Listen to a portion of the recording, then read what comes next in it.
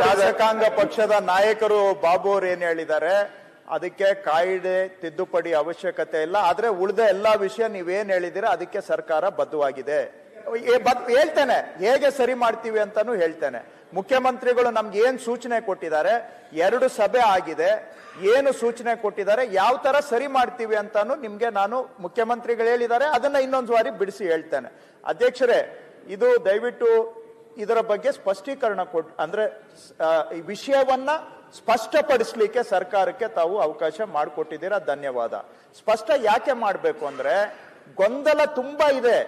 ಜನಗಳ ಮನಸ್ಸಿನಲ್ಲಿ ಏನೇನೋ ಸುಳ್ಳುಗಳು ಸತ್ಯ ಎಲ್ಲ ಬೆರಿಕೆ ಆಗಿ ಯಾವುದು ಸತ್ಯ ಯಾವುದು ಸುಳ್ಳು ಅಂತ ಗೊತ್ತಾಗದೆ ಅನಗತ್ಯವಾಗಿ ಇವತ್ತು ಜನ ಗೊಂದಲಕ್ಕೀಡಾಗಿದ್ದಾರೆ. ಮತ್ತು ಇದರಿಂದ ನಮ್ಮ ಸೊಸೈಟಿ ಕಮ್ಯುನಿಟೀಸ್ ಒಡೆದು ಹೋಗ್ತಾ ಇದ್ದಾವೆ, ಮನಸ್ಸುಗಳು ಒಡೆದು ಹೋಗ್ತಾ ಇದ್ದಾವೆ. ಇದು ಆಗಬಾರದು. ನಾವೆಲ್ಲ ಕೂಡಿ ಬಾಳಬೇಕು ಅಂದ್ರೆ ವಿಷಯ ಏನು ಅನ್ನೋದಾದ್ರೂ ನಮ್ಗೆ ಸ್ಪಷ್ಟತೆ ಇರ್ಬೇಕಲ್ವಾ? ಅದನ್ನ ಸ್ಪಷ್ಟ ಮಾಡ್ಲಿಕ್ಕೋಸ್ಕರ ನಾನು ನಿಂತಿದ್ದೇನೆ. ಮಾನ್ಯ ಅಧ್ಯಕ್ಷರೇ, ಇದು ವಫ್ ನಮ್ಮ ಭಾರತಕ್ಕೆ ಸ್ವತಂತ್ರ ಬಂದ ನಂತರದ್ದು ಅಲ್ಲ. 1913ರಲ್ಲೇ ಬ್ರಿಟಿಷರು ಇದಕ್ಕೆ ವಫ್ಗೆ ರೂಲ್ಸ್ ಅನ್ನ ಮಾಡಿದ್ದಾರೆ.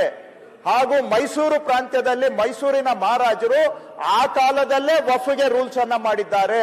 ಸೊ ವಫ್ ಅನ್ನುವಂತಹದ್ದು ಪಾರ್ಲಿಮೆಂಟ್ ಕಾನ್ಸ್ಟಿಟ್ಯೂಟ್ ಆಗೋದಕ್ಕೆ ಮೊದಲೇ ಸ್ವತಂತ್ರ ಪೂರ್ವದಲ್ಲೇ 1913ರಲ್ಲೇ ಬ್ರಿಟಿಷರ ಕಾಲದಲ್ಲೂ ಕೂಡ ವಫ್ ಇತ್ತು. ಇನ್ನ ಹಿಂದಕ್ಕೆ ಹೋದ್ರೆ 1892 ಇಸ್ವಿಗೆನೆ ಬ್ರಿಟಿಷರು ವಫ್ಗೆ ಕೆಲವು ರೂಲ್ಸ್ ಅನ್ನ ಮಾಡಿದ್ರು. ಆ ಕಾಲದಿಂದನೂ ಕೂಡ ಇದು ವಫ್ ನಮ್ಮ ಸಮಾಜದಲ್ಲಿ ಜಾರಿ ಇದೆ. ಬರೀ ವಫ್ ಅಂತ ಮಾತಾಡ್ತಾರೆ, ಇದು ವಫ್ ಒಂದೇ ಅಲ್ಲ. ನಿಮ್ಗೆ ಎಷ್ಟೋ ಜನಕ್ಕೆ ಬಹುಶಃ ಗೊತ್ತಿರ್ಲಿಕ್ಕಿಲ್ಲ, ಮಾತಾಡೋರು ಮಾತಾಡ್ತಾರೆ. ಮೊದಲು ಮುಜರಾಯಿ ವಫ್ ಎಲ್ಲ ಎಂಡೋಮೆಂಟ್ ಕಮಿಷನರ್ ಕೆಳಗಡೆ ಇತ್ತು, ಒಂದೇ ಇಲಾಖೆ. ಎಂಡೋಮೆಂಟ್ ಕಮಿಷನರ್ ಮುಜರಾಯಿನೂ ಅಡ್ಮಿನಿಸ್ಟರ್ ಮಾಡ್ತಾ ಇದ್ರು, ವಫ್ ಅನ್ನು ಅಡ್ಮಿನಿಸ್ಟರ್ ಮಾಡ್ತಾ ಇದ್ರು. It was under one department. ಆಮೇಲೆ ಇತ್ತೀಚೆಗೆ ಅದು ಬೈಫರ್ಕೇಟ್ ಆಗಿರ್ತಕ್ಕಂಥದ್ದು. ಸೊ ವಫ್ ಅಲ್ಲಿ ಏನೆಲ್ಲ ಕಾನೂನಿದೆ ಅದಕ್ಕೆ ಪ್ರತಿರೂಪವಾದಂತ ಕಾನೂನು ಮುಜರಾಯಿಯಲ್ಲೂ ಕೂಡ ಇದೆ. ಮುಜರಾಯಿಯಲ್ಲೂ ಕೂಡ ಇದೆ. ಇದು ವಫ್ಗೆ ಮಾತ್ರ ಇದೆ ಅನ್ನುವಂತಹದ್ದು 100ಕ್ಕೆ 100 ಸುಳ್ಳು. ವಫ್ಗೆ ಸಮಾನವಾದಂತ ಕಾನೂನು ಮುಜರಾಯಿಗೂ ಕೂಡ ಇದೆ. ಈಗ ವಫ್ಗೆ ಬರೋದಾದ್ರೆ ಅಧ್ಯಕ್ಷರೇ, ವಫ್ಗೆ ನೋಟಿಫೈ ಆಗಿರುವಂತಹ ಒಟ್ಟು ಲ್ಯಾಂಡ್ ಜಮೀನು ಈ ರಾಜ್ಯದಲ್ಲಿ 1,12,07 ಎಕರೆ. ದಾನದ ಮುಖಾಂತರ ವಫ್ಗೆ ನೋಟಿಫೈ ಆಗಿರುವಂತಹ ಜಮೀನು 1,12,07 ಎಕರೆ. ಆದ್ರೆ ವಫ್ಗೆ ಸಿಕ್ಕಿರೋದು ಇಲ್ಲಿವರೆಗೆ ಬರೀ 20,054 ಎಕರೆ ಮಾತ್ರ. ನೋಟಿಫಿಕೇಶನ್ ಆಗಿರೋದು 1,12,000. ಅವ್ರಿಗೆ ಸಿಕ್ಕಿರೋದು ಬರೀ 20,000. ಅವ್ರಿಗೆ ಸಿಗದೇ ಇರೋದು ಎಷ್ಟು ಅಂದ್ರೆ 92,000 ಎಕರೆ ಇವತ್ತುವರೆಗೂ ಅವರಿಗೆ ಸಿಕ್ಕಿಲ್ಲ ವಫ್ ಸಂಸ್ಥೆಗಳಿಗೆ. ಅಲ್ಲಿಗೆ ನೋಡಿದ್ರೆ ಆಲ್ಮೋಸ್ಟ್ 85% ಅವ್ರಿಗೆ ಸಿಕ್ಕಿಲ್ಲ. ಅವ್ರಿಗೆ ಸಿಕ್ಕಿರೋದು ಲೆಸ್ ಅಬೌಟ್ 10-12% ಮಾತ್ರ ಅವ್ರಿಗೆ ಸಿಕ್ಕಿದೆ. ಯಾಕೆ ಸಿಕ್ಕಿಲ್ಲ ಅಂತ ಪ್ರಶ್ನೆ ಬರುತ್ತೆ. ವಫ್ಗೆ ನೋಟಿಫೈ ಆದಾಗ ಇವೆಲ್ಲ ಆ ಕಾಲದಲ್ಲೇ ಪಾಣಿಯಲ್ಲಿ ವಫ್ ಅಂತ ಎಂಟರ್ ಆಗ್ಬಿಟ್ಟಿದ್ರೆ ಇವತ್ತು ಇದ್ಯಾವುದು ಅನಾಹುತ ಆಗ್ತಾ ಇರ್ಲಿಲ್ಲ. ಆದ್ರೆ ಆವತ್ತು ವ್ಯವಸ್ಥೆಯಲ್ಲಿ ಬೇಜವಾಬ್ದಾರಿಯಿಂದ ಅದು ವಫ್ಗೆ ಎಂಟರ್ ಆಗ್ಲಿಲ್ಲ. ಯಾರು ದಾನ ಕೊಟ್ರು ಅವ್ರ ಹೆಸರಿನಲ್ಲೇ ಮುಂದುವರಿತು. ಅವರ ಮಕ್ಕಳು ಬಂದ್ರು, ಅವ್ರ ಹೆಸರಿಗೆ ವರ್ಗ ಆಯ್ತು, ಅವ್ರ ಮಕ್ಕಳು ಮಾರಾಕಿದ್ರು. ಅಥವಾ ಹೀಗೆ ಅದು ಒಂದು ಸಮಸ್ಯೆ ಆಗಿದೆ. ಪ್ರಮುಖ ಸಮಸ್ಯೆ ಇನ್ನೊಂದು ಕಡೆ ಏನಾಗಿದೆ ಅಂದ್ರೆ, ಕೆಲವು ವಫ್ನಲ್ಲಿ ನೋಟಿಫೈ ಆದಂತ ಜಮೀನುಗಳು ಇನಾಮಲ್ಲೂ ನೋಟಿಫೈ ಆಗಿದೆ. ಇನಾಮಲ್ಲಿ ನೋಟಿಫೈ ಆದ್ಮೇಲೆ ರೈತರು ಅಲ್ಲಿ ಉಳುವವನೇ ಒಡೆಯ ಅಂತಾನೋ ಅಥವಾ ಇನಾಮ್ ರೀಗ್ರಾಂಟ್ ಅಲ್ಲಿ ಅರ್ಜಿ ಹಾಕೊಂಡಿದ್ದಾರೆ. ಇನಾಮ್ ರೀಗ್ರಾಂಟ್ಗೆ ಅರ್ಜಿ ಹಾಕೊಂಡಿದ್ದಾರೆ. ಸೊ ಇನಾಮ್ ರೀಗ್ರಾಂಟ್ ಅಲ್ಲಿ 47,263 ಎಕರೆ ಮಂಜೂರಾಗಿದೆ. ಇನಾಮು ವಫ್ ಓವರ್ಲ್ಯಾಪ್ ಆಗಿರೋದು ಎಷ್ಟು ಅಂದ್ರೆ 47,263 ಎಕರೆ. ಅದರ ಜೊತೆಗೆ ಲ್ಯಾಂಡ್ ರಿಫಾರ್ಮ್ಸ್ ಆಕ್ಟ್ ಅಲ್ಲಿ ಅದರಲ್ಲಿ ಎಷ್ಟು ಮಂಜೂರಾಗಿದೆ ಅಂದ್ರೆ 23,620 ಎಕರೆ ಮಂಜೂರಾಗಿದೆ. ಇದಲ್ಲದೆ ನಾನಾ ನೀರಾವರಿ ಯೋಜನೆಗಳಿಗೆ ಅದಕ್ಕೆ ಇದಕ್ಕೆ ಲ್ಯಾಂಡ್ ಅಕ್ವೈರ್ ಆಗಿರೋದು ಎಷ್ಟು ಅಂದ್ರೆ 3,101 ಎಕರೆ.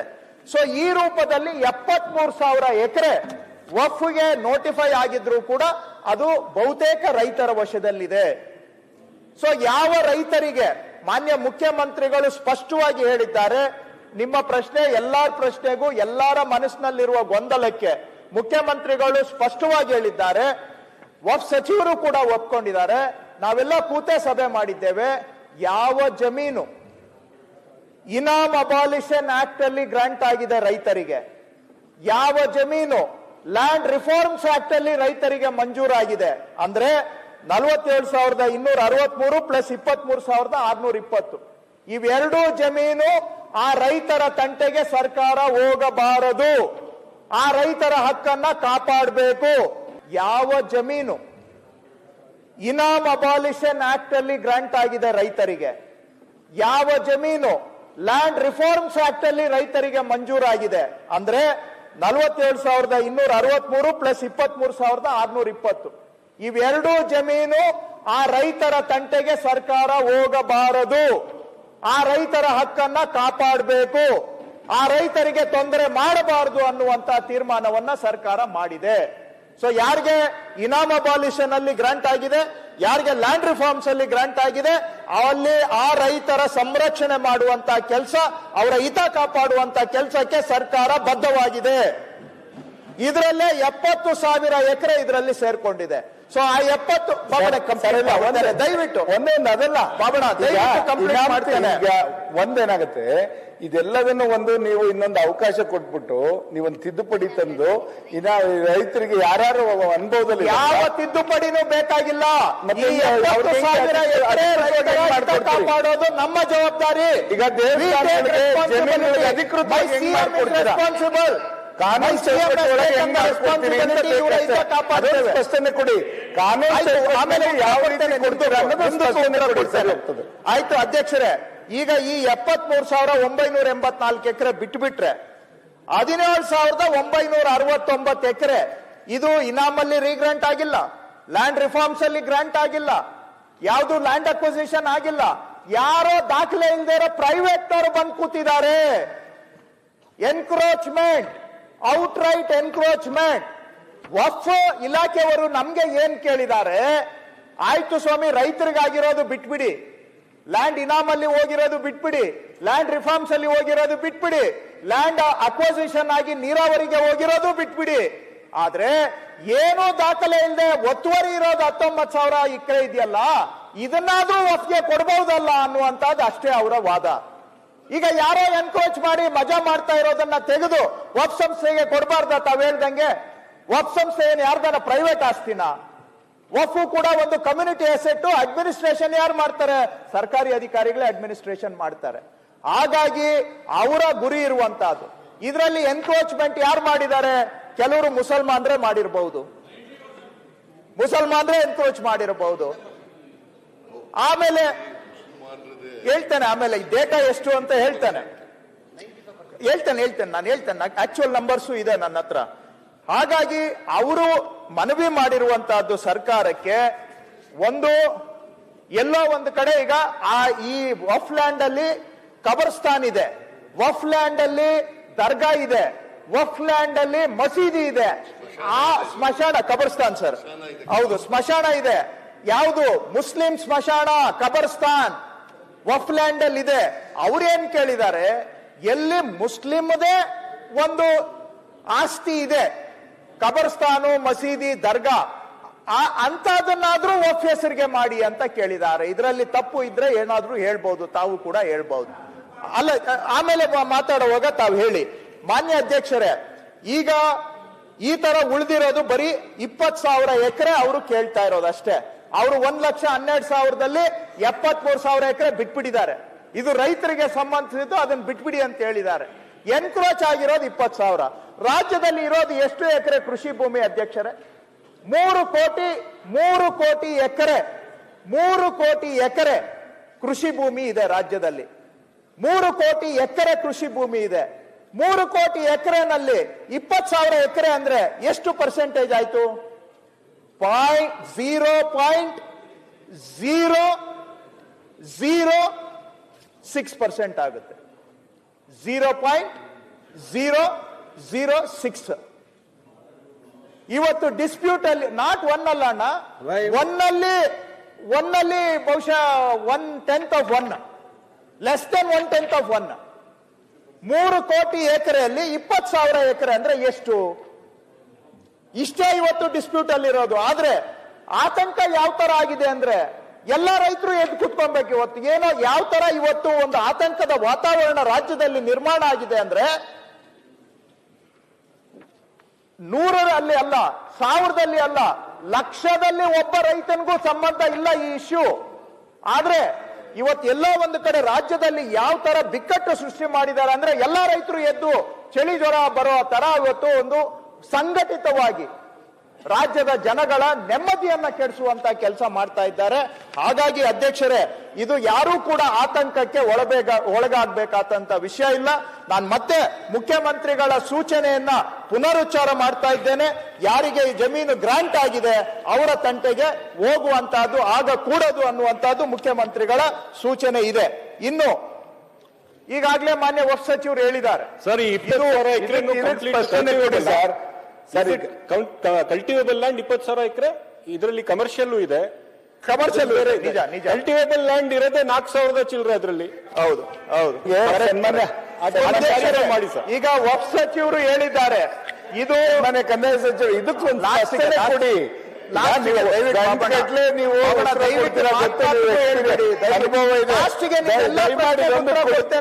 ನೀವು ನಮ್ಗೆ ಗೌರವ ಕೊಟ್ಟು ಸದನದಲ್ಲಿದ್ದೀರಾ, ನಿಮ್ಮ ಪ್ರತಿಯೊಂದು ಪ್ರಶ್ನೆಗೂ ಉತ್ತರ ಕೊಡ್ತೇನೆ ಲಾಸ್ಟ್ ವರ್ಗು. ಆದ್ರೆ ದಯವಿಟ್ಟು ನಿಮ್ ಸಹಕಾರ ಅಷ್ಟೇ ಕೇಳ್ತೇನೆ ನಾನು. ಈಗ ನಮ್ ಸುರೇಶ್ ಬಾಬಣ್ಣ ಇಲ್ಲಿ ಕೂತವ್ರೆ, ಉಳಿದಿದ್ದವ್ರ ಟೀಮ್ ಯಾರು ಕಾಣಿಸ್ತಾ ಇಲ್ಲಲ್ಲ, ಯಾಕೆ? ಬಿಡಿ ಬಿಡಿ ಬಿಡಿ, ಅವ್ರನ್ನ ಒಳಗಡೆ ಕರೀರಿ ಸರ್. ಅವ್ರಿಗೆ ಮಾನ್ಯ ಅಧ್ಯಕ್ಷರೇ, ಇದು ಮಾನ್ಯ ಅಧ್ಯಕ್ಷರೇ, ಇದು ನಿರಂತರವಾಗಿ ನಡೆದು ಬಂದಿರುವ ದೃಷ್ಟಿಯಿಂದ ಕೂತಿದ್ದೀವಿ. ಎಲ್ಲ ಜನ ಸಮಾಜನ ಒಂದೇ ಅನ್ನೋ ದೃಷ್ಟಿಗೆ ನಾವು ಕೂತಿದ್ದೀವಿ. ದಯಮಾಡಿ ಆದ್ರಿಂದ ಅದಕ್ಕೆ ಕ್ಲಾರಿಫಿಕೇಶನ್ ಬೇಕು ಸರ್ಕಾರದಿಂದ ಅಂತ ಕೂತಿದ್ದೀವಿ.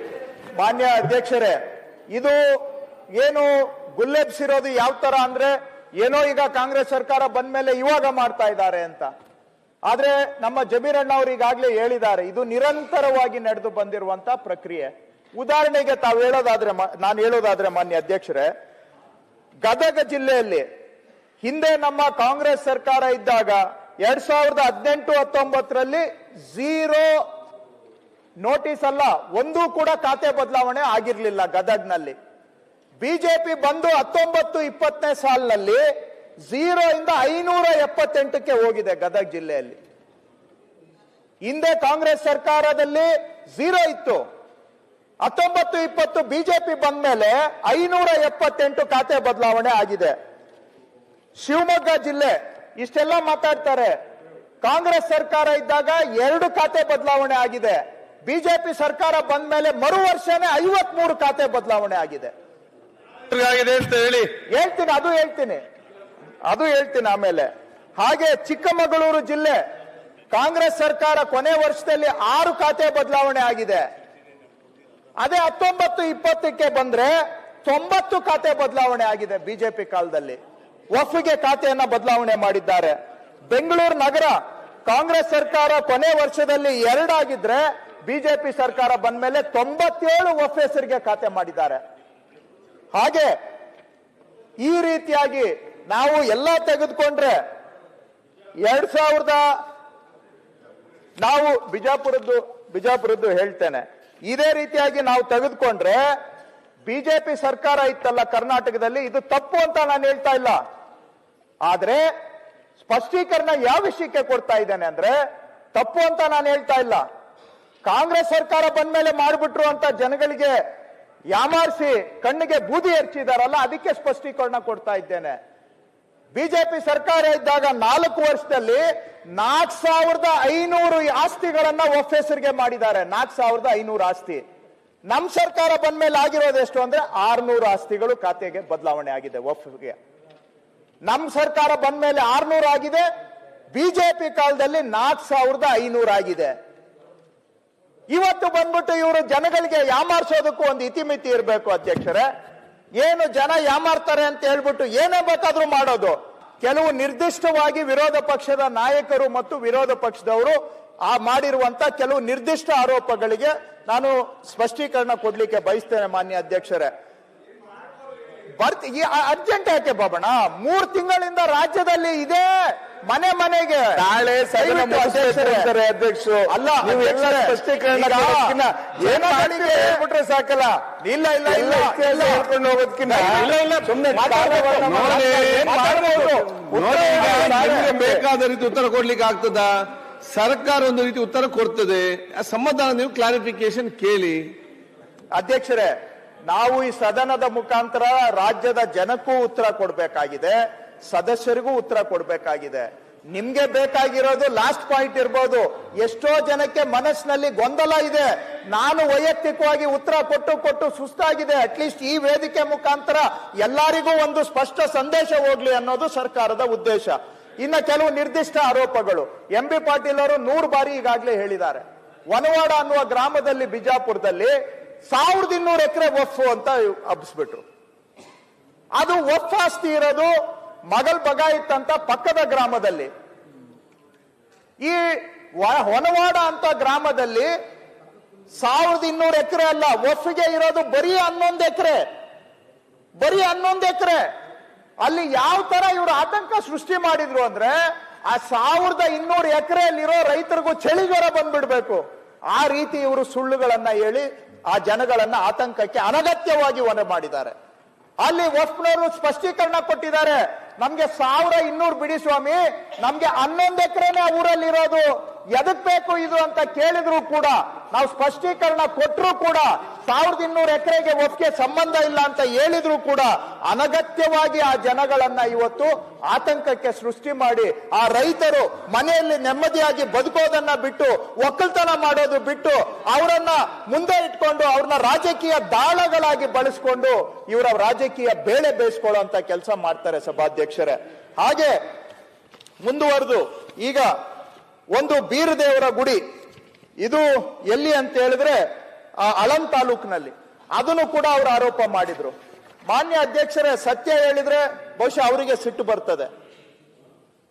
ಇದು ಏನಾಗಿದೆ, ನನ್ನ ಹತ್ರ 2 ಇದನ್ನ ನೋಡಿ ಸೋಷಿಯಲ್ ಮೀಡಿಯಾದಲ್ಲಿ ಹಾಕಿ ನಮ್ಮ ಕುರುಬರ ಕುಲದೈವ ಬೀರದೇವರ ಗುಡಿಯೂ ವಫ್ ಆಸ್ತಿ ಅಂತೆ ಅಂತ ಅಪಪ್ರಚಾರ ಮಾಡ್ತಾರೆ. ನಿಜ ಯಾವಾಗ ಆಯ್ತು ಅಂದ್ರೆ 2020 ಇಸ್ವಿಯಲ್ಲಿ ಬಿಜೆಪಿ ಸರ್ಕಾರ ಇದ್ದಾಗ, 2020 ಇಸ್ವಿಯಲ್ಲಿ ಬಿಜೆಪಿ ಸರ್ಕಾರ ಇದ್ದಾಗ ಆ ದೇವಸ್ಥಾನದ ಆಸ್ತಿಯನ್ನ ಇವರು ವಫ್ ಅಂತ ಎಂಟ್ರ್ ಮಾಡಿದ್ರು. ನಮ್ ಸರ್ಕಾರ ಬಂದ್ಮೇಲೆ ವಫ್ ಅನ್ನ ತೆಗೆದು ಹಾಕಿ ಅದು ಬೀರದೇವರ ಗುಡಿ ಸರ್ಕಾರ ಅಂತ ಮಾಡಿದ್ದೇವೆ. ಇಲ್ಲಿ ನಮ್ಮ ಜಮೀರ್ ಅಣ್ಣ ಅವರು ಹೇಳಿದ್ರು, ಮುಸ್ಲಿಂ ಪರ್ಸನಲ್ ಲಾ ಬೋರ್ಡ್ ಅಲ್ಲಿ ಚರ್ಚೆ ಆಗಿದೆ. ಎಲ್ಲೇ ಆಗಲಿ ದೇವಸ್ಥಾನ ಇರುವಂತ ಜಾಗಕ್ಕೆ, ಸ್ಮಶಾನ ಇರುವಂತ ಜಾಗಕ್ಕೆ ಅದು ವಫ್ ಆಗಿದ್ರು ಕೂಡ ಅಪ್ಪಿ ತಪ್ಪಿನೂ ನಾವು ಅದನ್ನ ಕೇಳಬಾರದು ಅಂತ ಹೇಳಿದ್ಮೇಲೆ ಇವತ್ತು ಬೀರದೇವರ ಗುಡಿ ಸರ್ಕಾರ ಅಂತ ಪಾಣಿಯಲ್ಲಿ ಎಂಟರ್ ಮಾಡಿದ್ದೇವೆ ನಾವು. ಅಲ್ಲಿ ವಫ್ ಅಂತ ಯಾವಾಗ ಎಂಟರ್ ಆಗಿತ್ತು? ಬಿಜೆಪಿ ಸರ್ಕಾರ ಇದ್ದಾಗ ಎಂಟರ್ ಆಗಿದ್ದು. ಅದನ್ನ ನಾವು ಸರಿಪಡಿಸುವಂತ ಕೆಲಸವನ್ನ ಮಾಡಿದ್ದೇವೆ ಸಭಾಧ್ಯಕ್ಷರೇ. ಅದಕ್ಕೆ ನೋಡಿ 4/9/2024 ಸೆಪ್ಟೆಂಬರ್ 4 ಈ ವಫ್ ಗೊಂದಲ ಶುರುವಾಗೋದಕ್ಕೆ ಮೊದಲೇ ನಾವು ರೆವಿನ್ಯೂ ಇಲಾಖೆಯಿಂದ ಆದೇಶ ಮಾಡಿ ಅದನ್ನ ಬೀರದೇವರ ಗುಡಿ ಸರ್ಕಾರ ಅಂತ ನಾವೇ ಆದೇಶವನ್ನ ಮಾಡಿ ಅದನ್ನ ಆಸ್ತಿಯನ್ನ ಸರ್ಕಾರಕ್ಕೆ ತೆಗೆದುಕೊಂಡಿದ್ದೇವೆ. ಹಿಂಗೆ ಇನ್ನ ಶಿರ್ಸಿಯಲ್ಲಿ ಇಳಸೂರು ಅಂತ ಗ್ರಾಮ, ಅಲ್ಲೂ ಕೂಡ ಹೀಗೆ ಅವರು ವಿರೋಧ ಪಕ್ಷದಲ್ಲಿ ಮಾತಾಡ್ತಾ ಏನೇನೋ ಸುಳ್ಳು ಹೇಳೋದು. ಅಲ್ಲಿ ಇಳಸೂರಿನಲ್ಲಿ ನಾವು ಮಾಹಿತಿಯನ್ನ ತರಿಸಿದ್ದೇವೆ. ಅಲ್ಲಿ ಒಟ್ಟು 7 ಎಕರೆ 22 ಗುಂಟೆ ವಫ್ ಇದೆ. ಇವರು ಮಾತಾಡ್ತಾ ಏನ್ ಹೇಳಿದ್ರು 50 ಎಕರೆ ವಫ್ ಇದೆ ಅಂತ. ಎಲ್ಲ ಬರೀ ಸುಳ್ಳು. ಇಲ್ಲಿ ನಾನೆಲ್ಲ ಮಾಹಿತಿ ಪಾಣಿಯನ್ನು ಕೂಡ ತರಿಸಿದ್ದೇನೆ. 50 ಎಕರೆ ವಫ್ ಅಂತ ಹೇಳ್ತಾರೆ, ಅಲ್ಲಿರೋದು 7 ಎಕರೆ 22 ಎಕರೆ ಮಾತ್ರ ವಫ್. ಇನ್ನ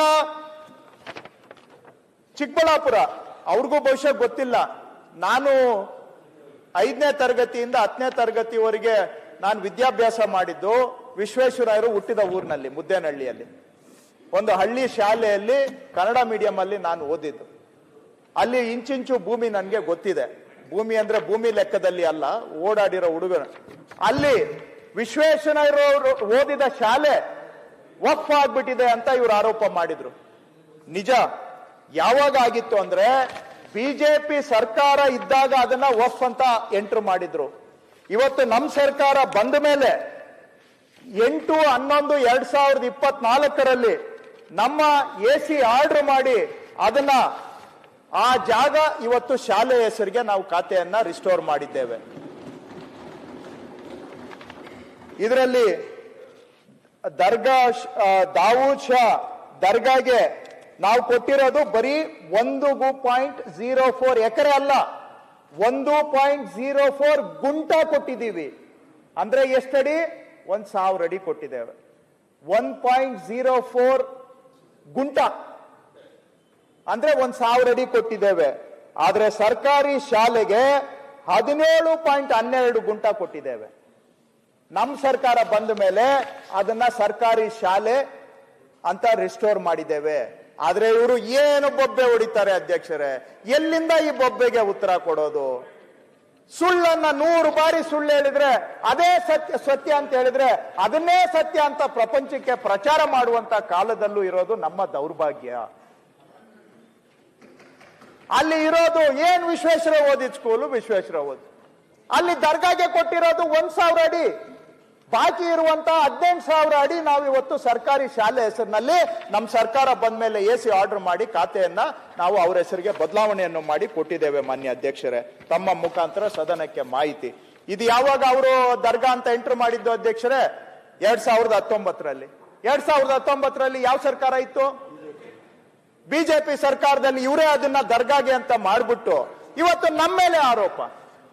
ನಾವು ಮಾಡಿದ್ದೇನು? ಆಕ್ಚುಲಿ ದರ್ಗಾ ಅಂತ ಇದ್ದಿದ್ದು ವಫ್ ಅಂತ ದರ್ಗಾ ತೆಗೆದ್ಬಿಟ್ಟು ನಾವು ಸರ್ಕಾರಿ ಶಾಲೆ ಹೆಸರಿಗೆ ಕೂರಿಸಿದ್ರೆ ಈ ಕಪ್ಪನ್ನ ಬಿಳಿ ಅಂತ ವಾದ ಮಾಡ್ತಾರೆ, ಬಿಳಿಯನ್ನ ಕಪ್ಪು ಅಂತ ವಾದ ಮಾಡ್ತಾರೆ. ದುರಾದೃಷ್ಟ ಅದನ್ನ ಜನಗಳಿಗೆ ನಂಬಿಸುವಂತ ಕಲೆಯನ್ನ ಅವರು ಕರಗತ ಮಾಡ್ಕೊಂಡ್ಬಿಟ್ಟಿದ್ದಾರೆ. ಇದು ನಮ್ಮ ದೌರ್ಭಾಗ್ಯ ಅಷ್ಟೇ. ಇನ್ನ ಮಾನ್ಯ ವಿರೋಧ ಪಕ್ಷದ ನಾಯಕರು ಅದೆಲ್ಲ ಬಿಡ್ರಿ, ಅದೆಲ್ಲ ಹೇಳೋದೆಲ್ಲ ಹೇಳ್ಬಿಡ್ತಾರೆ. ಅದೆಲ್ಲ ಬಿಡ್ರಿ, ಮೈಸೂರ್ದು ಒಂದು ವಿಚಾರ ಹೇಳ್ರಿ, ಅದೊಂದು ವಿಚಾರ ಹೇಳ್ರಿ ಅಂತ ಎಲ್ಲ ಹೇಳೋದು ಹೇಳ್ಬಿಟ್ಟು ಸರ್ಕಾರನು ಉತ್ತರ ಕೊಡ್ಬೇಕಾ ಬೇಡವಾ ಎಲ್ಲಾ ವಿಷಯಗಳಿಗೆ? ನಮ್ ಬಾಬಣ್ಣನು ಅರ್ಜೆಂಟ್ ಮಾಡ್ತಾವ್ರಿ. ಯಾಕೆ? ಅದೆಲ್ಲ ಬಿಟ್ಬಿಡ್ರಿ, ಇದೊಂದು ಉತ್ತರ ಕೊಡ್ತಾರಲ್ಲ. ಸಿಮಿಲರ್ ಎಕ್ಸಾಂಪಲ್ ಕೊಟ್ರೆ ಸಾಕು. ಕೊಡ್ತೀನಿ ನಾನು. ಎಲ್ಲಾದ್ರೂ ಎಕ್ಸಾಂಪಲ್ ಕೊಡೋದ್ ಬೇಡ, ಒಂದು ಎಕ್ಸಾಂಪಲ್ ಕೊಟ್ರೆ ಸಾಕು ಅಂತ ನಾನು ಹೇಳ್ತಾರೆ. ಮಾಡ್ಬೇಡಿ ಮಾನ್ಯ ಅಧ್ಯಕ್ಷರೇ, ಅದನ್ನು ಎಕ್ಸಾಂಪಲ್ಸ್ ಒಂದು ಎಕ್ಸಾಂಪಲ್ ಕೊಟ್ಟಿದ್ರು ಅವ್ರು ಮಾಡಿದ್ದನ್ನ. ಉದಾಹರಣೆಗೆ ಅವ್ರು ಹೇಳಿದ್ರು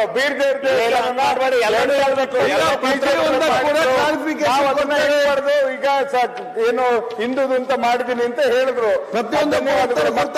ವಿಶ್ವೇಶ್ವರಯ್ಯ ಸ್ಕೂಲ್ ನ 8-11ರಲ್ಲಿ ನಾವು ಅವರು ಇದಕ್ಕೆ ಅಂತ ಹೊಕ್ಕೆ ಅಂತ ಇಟ್ಟು ಅದನ್ನ ಚೇಂಜ್ ಮಾಡಿದ್ವಿ ಅಂತ ಹೇಳ್ತಾ ಇದ್ದಾರೆ ಸನ್ಮಾನ್ಯ ಸಚಿವರು.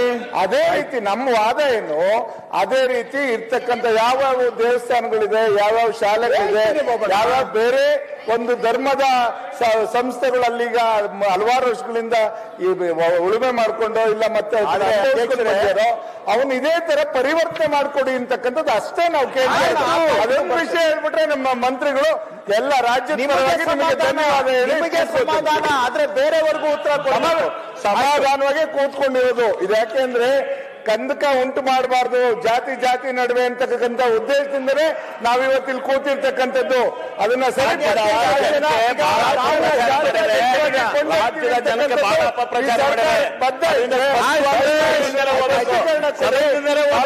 ಇದೇ ತರ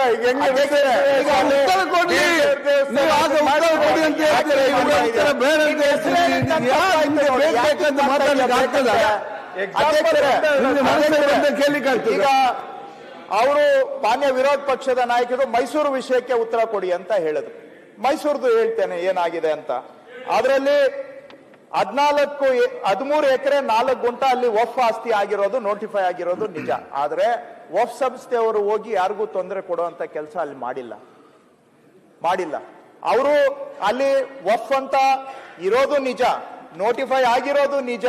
ಆದ್ರೆ ವಫ್ನವ್ರು ಹೋಗಿ ಅದನ್ನ ಖಾಲಿ ಮಾಡಿಸ್ಕೊಡಿ ಅಂತ ಕೇಳಿಲ್ಲ. 100 ಮನೆಗಳು ಕಟ್ಕೊಂಡಿದ್ದಾರೆ 1 ಎಕರೆ 32 ಗುಂಟೆಯಲ್ಲಿ. ಆವಾಗ ಅವರು ಅಲ್ಲಿ ಹೋಗಿ ಅವರು ಅಕ್ಕಪಕ್ಕದವರು ಡಿಸಿಗೆ ಅರ್ಜಿ ಕೊಟ್ರು. ನೋಡ್ರಿ ವಫ್ ಆಸ್ತಿ ಅದು ಅರ್ಜಿ ಕೊಟ್ಟವ್ರು ಯಾರು ಮುಸಲ್ಮಾನರಲ್ಲ, ಬೇರೆ ಸಮುದಾಯಕ್ಕೆ ಸೇರಿದವರು ಮುಸಲ್ಮಾನರಲ್ಲ. ಅವರು ಹೋಗಿ ಡಿಸಿಗೆ ಅರ್ಜಿ ಕೊಟ್ರು, ವಫ್ ಆಸ್ತಿ ಒತ್ತುವರಿ ಆಗಿದೆ ತೆರವು ಮಾಡಿ ಅಂತ. ಡಿಸಿ ಏನು ಮಾಡ್ಲಿಲ್ಲ.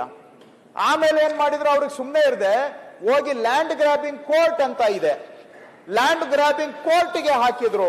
ಅಲ್ಲಿ ಲ್ಯಾಂಡ್ ಗ್ರಾಬಿಂಗ್ ಕೋರ್ಟ್ನವರು ಕೂಡ ಕೇಸ್ ತಗೊಂಡು ಸುಮ್ಮನೆ ಕೂತ್ಕೊಂಡ್ರು, ಅವರು ಏನು ಮಾಡ್ಲಿಲ್ಲ.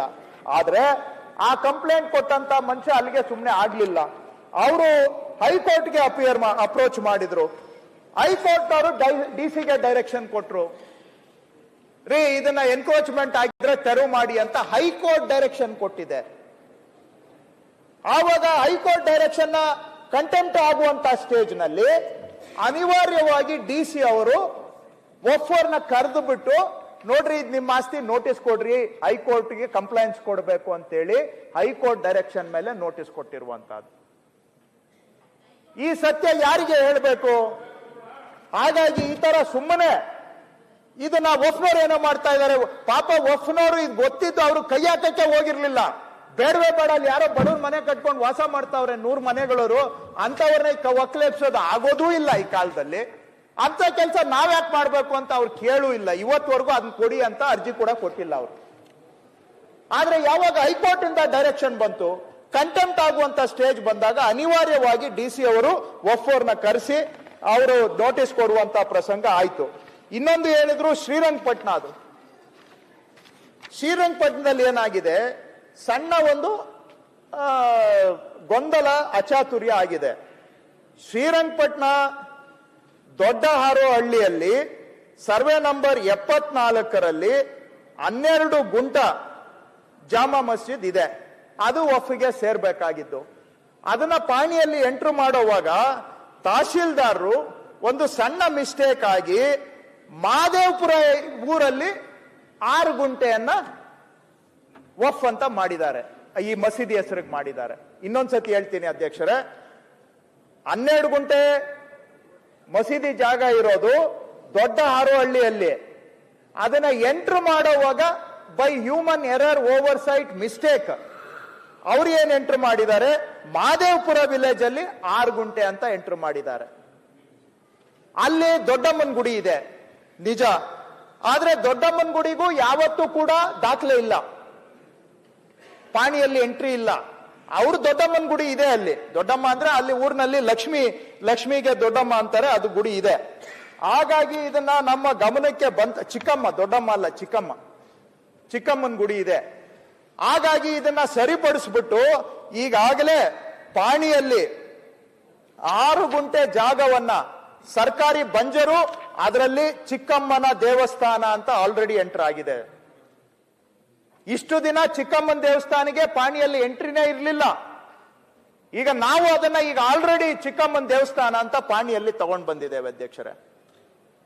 ಕಾಲಂ ನಂಬರ್ 12 ಅಲ್ಲಿ ಚಿಕ್ಕಮ್ಮನ ಗುಡಿ ಅಂತ ಎಂಟ್ರ್ ಮಾಡಿ ಆ ದೇವಸ್ಥಾನದ ಆಸ್ತಿಯನ್ನು ರಕ್ಷಣೆ ಮಾಡಿ ಪಕ್ಕದ ಎಲ್ಲಿ ಅವ್ರಿಗೆ ಸಿಗ್ಬೇಕಾಗಿತ್ತು ಆ ಜಾಗ ಅವ್ರಿಗೆ ಕೊಟ್ಟಿದ್ದೇವೆ ಅಧ್ಯಕ್ಷರೇ. ಈ ರೀತಿಯಾಗಿ ನಾವು ಇನ್ನ ಬಿಜಾಪುರದ್ದು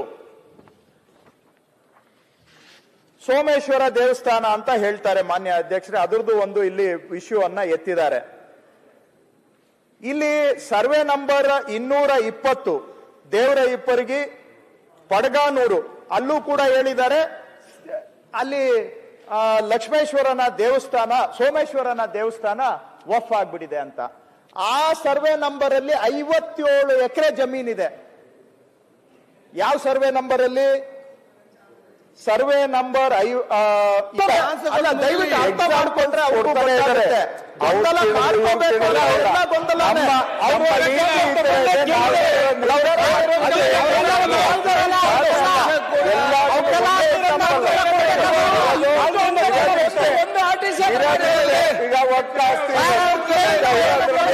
ಅಲ್ಲಿ ದೇವಸ್ಥಾನಗಳು ಮನೆಗಳಿದೆ ನೋಡಿ ಸುರೇಶ್ ಅವರೇ. ಸರ್, ಪ್ರತಿಯೊಂದು ಸಮಸ್ಯೆ ಕೂಡ ಇವತ್ತು ನೋಡಿ ನಿಮ್ಗೆ ಮಾತ್ರ ಗೊಂದಲ ಸಮಸ್ಯೆಯನ್ನು ಬಗೆಹರಿಸುವುದಲ್ಲ, ಈ ರಾಜ್ಯದ ಜನತೆಯ ಎಲ್ಲ ಗೊಂದಲಗಳಲ್ಲಿ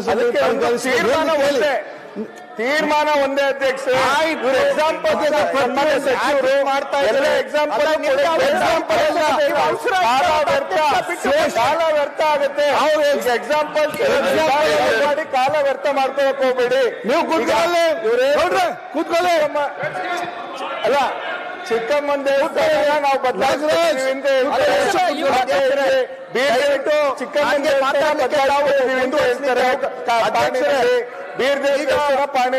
ಹೌದು, correct ಆಗಿ ಹೇಳ್ಬೇಕಲ್ಲ ವಿಚಾರಗಳನ್ನು. ವಿಶ್ವೇಶ್ವರಯ್ಯ ಶಾಲೆ ಬದಲಾಯಿಸ್ಕೊಟ್ಟಿದೀವಿ ಅಂತ, ಅದೇ ತರ ಬೇರೆ ಬೇರೆ ಸಮಾಜದವ್ರು ಮಾಡಿರ್ತಕ್ಕಂಥದ್ದನ್ನ ಬದಲಾಯಿಸ್ಕೊಡ್ತೀವಿ ಅಂತ ಒಂದು ಆತಕ್ಕೆ ಬರ್ಲಿ. ನಿಮ್ಗೆ ಬೇಕಾದ ಕೇಳಿದ್ರೆ ಇಲ್ಲ ಅಂತ ನಿಮ್ಗೆ ಕಾರಣ ಇಲ್ಲ ಒಂದು ಅಭಿಪ್ರಾಯ. ಅಭಿಪ್ರಾಯ ಇಲ್ಲಿ ಕೂತ್ಕೊಳ್ಳಿ.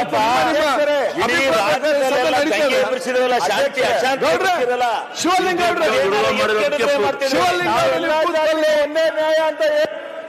ಶಿವಲಿಂಗ ಅವರು ಕೂತ್ಕೊಳ್ಳಿ ನೀವು. ಅಧ್ಯಕ್ಷರೇ, ಏನಾಗಿದೆ ಇವತ್ತಿನ ಕಾಲದಲ್ಲಿ ಸತ್ಯ ಸಂಗತಿ ಹರಡೋದು ಬಹಳ ಕಷ್ಟ ಆಗ್ಬಿಟ್ಟಿದೆ. ಸತ್ಯ ಸಂಗತಿ ಒಳ್ಳೆ ಆ ಸ್ನೇಹಿಲ್ ಅಂತೀವಲ್ಲ, ಆ ಸ್ಪೀಡಲ್ಲೂ ಹೋಗಲ್ಲ, ಆದ್ರೆ ಸುಳ್ಳು ಸಂಗತಿಗಳು ಶರವೇಗದಲ್ಲಿ ಹರಡ್ತವೆ. ಹಾಗಾಗಿ ಸತ್ಯ ಸಂಗತಿ ಹೇಳೋದಿಕ್ಕೆ ಇದೊಂದಾದ್ರೂ ಅವಕಾಶ ಸಿಕ್ಕಿದೆಯಲ್ಲ, ಇಲ್ಲೂ ನಾವು ಹೇಳಲಿಲ್ಲ ಅಂತ ಹೇಳಿದ್ರೆ ಇನ್ ಅಲ್ಲಿ ಹೇಗೆ ಜನಕ್ಕೆ ಮುಟ್ಸೋದು ಹೇಗೆ? ಗೊಂದಲ ಇದ್ರೆ ಬಗೆಹರಿಸಬಹುದು. ಗೊಂದಲ ಇದೆ, ಕೆಲವು ಕಡೆ ಸಮಸ್ಯೆ ಇದೆ, ಇಲ್ಲ ಅಂತ ಹೇಳ್ತಾ ಇಲ್ಲ, ಬಗೆಹರಿಸೋಣ. ಆದ್ರೆ ಇಲ್ಲದೆ ಇರೋದನ್ನ ಗೊಂದಲ ಮಾಡಿದ್ರೆ ಅದನ್ನ ಸ್ಪಷ್ಟೀಕರಣ ಆದ್ರೂ ಮಾಡ್ಬೇಕಲ್ಲ. ಈ ಪಡ್ಗಾನೂರು ಸರ್ವೆ ನಂಬರ್ 220ರಲ್ಲಿ 57 ಎಕರೆ ಜಾಗ ಇದೆ. 57 ಎಕರೆಯಲ್ಲಿ ಒಪ್ಪಿಗೆ ಇರೋದೆಷ್ಟು? ಬರೀ 2 ಎಕರೆ. 57 ಎಕರೆಯಲ್ಲಿ ಒಪ್ಪಿಗೆ ಇರೋದು 2 ಎಕರೆ. ಇನ್ನು ಉಳಿದ ಜಮೀನಲ್ಲಿ 18 ಜನ ರೈತರು ಇದ್ದಾರೆ. ಅಲ್ಲಿ ಸೋಮೇಶ್ವರ ದೇವಸ್ಥಾನ ಇದೆ. ಈ ವಫ್ ಜಾಗಕ್ಕೂ ಸೋಮೇಶ್ವರನ್ ಜಾಗಕ್ಕೂ ಏನು ಸಂಬಂಧ ಇಲ್ಲ. ಸರ್ವೆ ನಂಬರ್ 1 ಅಂತ ಹೇಳ್ಬಿಟ್ಟು ಸೋಮೇಶ್ವರನ್ ದೇವಸ್ಥಾನ ವಫ್ ಅಂತ ಕತೆ ಕಟ್ಬಿಟ್ರು. ಅದು ಹುಯಿ ಅಂತ ಇಡೀ ರಾಜ್ಯ ಎಲ್ಲ ಹರಡುತ್ತೆ. ರಾಜ್ಯ ಏನು ಡೆಲ್ಲಿಗೂ ಹೋಗ್ಬಿಟ್ಟಿರುತ್ತೆ 1 ನಿಮಿಷದಲ್ಲಿ. ಆ ಡೆಲ್ಲಿಯಲ್ಲಿ ಅವರು ಏನು ಇಲ್ಲದ್ರ ಅವತ್ತಿಗೆ ಯತ್ನಾಳ್ ಬಂದಿಲ್ಲ. ಏನಾರ ಇದ್ದಿದ್ರೆ ಇದ್ಕಟ್ಗೆ ಕುಣಿಯರು ಅದಕ್ಕೆ ಅಬ್ಸೆಂಟ್ ಆಗ್ಯಾರೆ ತಗೊಳ್ಳಿ. ಅಲ್ಲಿ ಹಾಗಾಗಿ ಅಧ್ಯಕ್ಷರೇ, ಈ ಸೋಮೇಶ್ವರ ದೇವಸ್ಥಾನ ಇರೋದು ಬೇರೆ ಜಾಗ, ವಫ್ಗೆ ಇರೋದು 2 ಎಕರೆ ಮಾತ್ರ ಆ ಜಾಗದಲ್ಲಿ.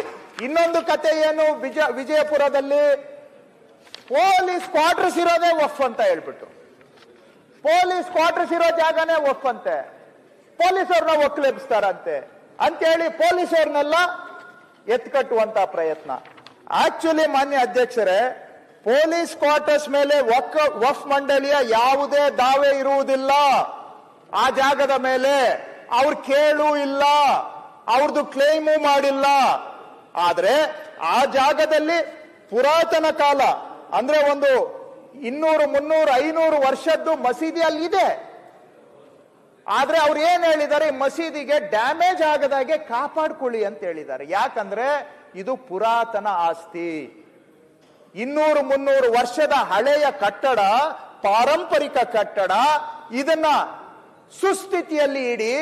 ಯಾಕೆ ಬರೀ ಮಸೀದಿ ಒಂದೇ ಅಲ್ಲ, ಎಲ್ಲಾ ಪಾರಂಪರಿಕ ಕಟ್ಟಡಗಳನ್ನು ಸುಸ್ಥಿತಿಯಲ್ಲಿ ಇಡಬೇಕಾಗಿರೋದು ನಮ್ಮ ಕರ್ತವ್ಯ. ಹಾಗಾಗಿ ಅದನ್ನ ಸುಸ್ಥಿತಿಯಲ್ಲಿ ಇಡಬೇಕು ಅಂತ ಹೇಳಿದ್ದಾರೆ. ಇನ್ನೊಂದು ಹೇಳಿದ್ದಾರೆ, ಜಿಲ್ಲಾಧಿಕಾರಿ ಮನೆನೇ ವಫ್ ಆಸ್ತಿ ಅಂತ ಕತೆ ಕಟ್ಬಿಟ್ರು.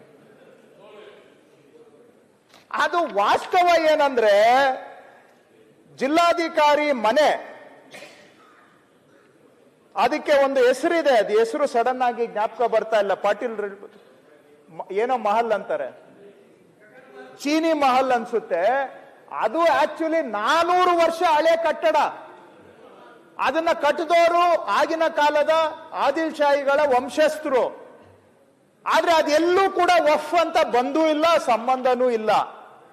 ಇವತ್ತು ನಮ್ಮ ಇಡೀ ಕರ್ನಾಟಕದಲ್ಲಿ, ಬಳ್ಳಾರಿಯಲ್ಲಿ, ಮೈಸೂರಿನಲ್ಲಿ, ಇಂಥ ಜಿಲ್ಲೆಗಳಲ್ಲಿ ಜಿಲ್ಲಾಧಿಕಾರಿಗಳ ಕಟ್ಟಡ, ಕಚೇರಿ ಪುರಾತನ ಬಿಲ್ಡಿಂಗ್ ಅಲ್ಲಿದೆ. ಬೀದರಲ್ಲೂ ಇದೆ, ಇವತ್ತಿಗೂ ಧಾರವಾಡದಲ್ಲೂ ಇದೆ, ಕೋಲಾರದಲ್ಲಿ ಇತ್ತು.